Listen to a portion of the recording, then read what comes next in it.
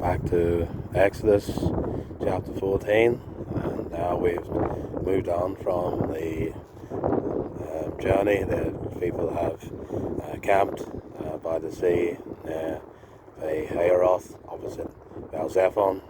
They've been redeemed from the Egyptians by the blood of the Lamb, and now they're traveling to the wilderness to worship God. Well, of course, we're familiar with the story, at least most are, that Pharaoh didn't give up, even after God delivered them from the Egyptians. As we're going to read in this verse, Pharaoh didn't give up on chasing the Israelites and getting rid of them. Verse 10, as Pharaoh approached, the Israelites looked up, and there were Egyptians marching after them. They were terrified and cried out to the Lord. They said to Moses, "Was it because there were no graves in Egypt that you brought us to the desert to die? What have you done to us by bringing us out of Egypt? Didn't we say to you in Egypt, 'Leave us alone, let us serve the Egyptians'? It would have been better for us to serve the Egyptians than to die in the desert." Moses answered the people, "Do not be afraid, stand firm, and you will see the deliverance the Lord will bring you today. The Egyptians you see today you'll never see again. The Lord will fight for you. You need only be still."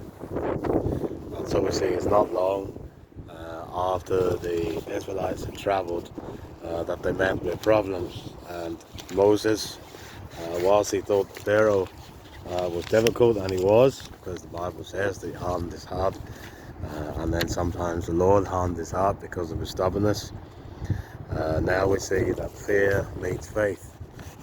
The Israelites are journeying away from Egypt, and Pharaoh sends his army after them.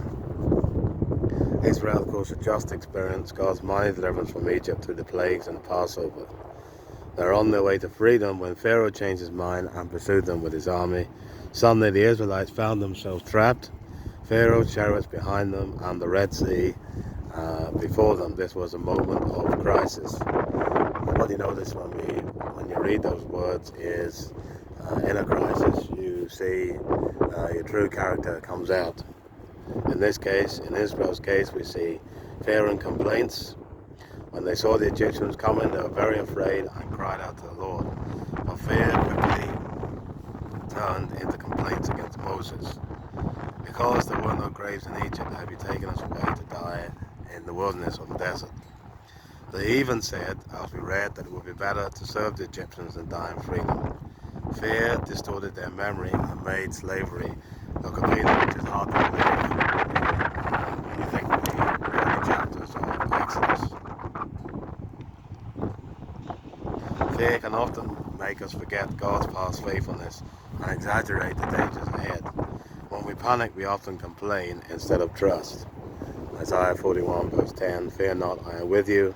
Be not dismayed, for I am your God." Moses, and this was one of the great characteristics of his leadership, responded with courage.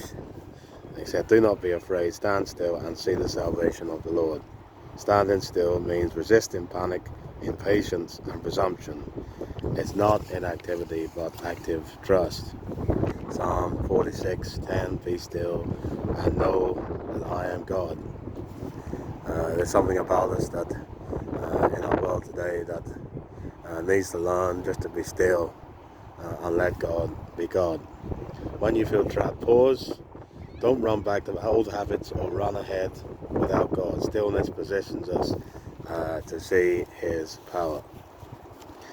Because the last part is God will fight for you, and that's what Moses said in Exodus chapter 14 and verse 14.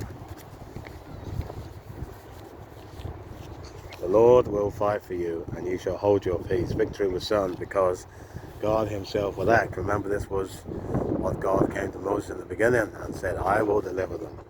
Whilst Moses was the instrument, it was God that brought the people out of Egypt. Deuteronomy 20 verse 4, "The Lord your God is He who goes with you to fight you against your enemies." In the New Testament, Romans 8 verse 31, "If God be for us, who can be against us?" Our battles are not ours alone. When we trust God, He fights for us in ways we can never imagine. Israel's fear was real, but God's power was greater. When you feel hemmed in by life's pressures, remember, stand still, trust God, and watch Him work. But let's remember, fear must be met by faith in the living God. Thank you for listening.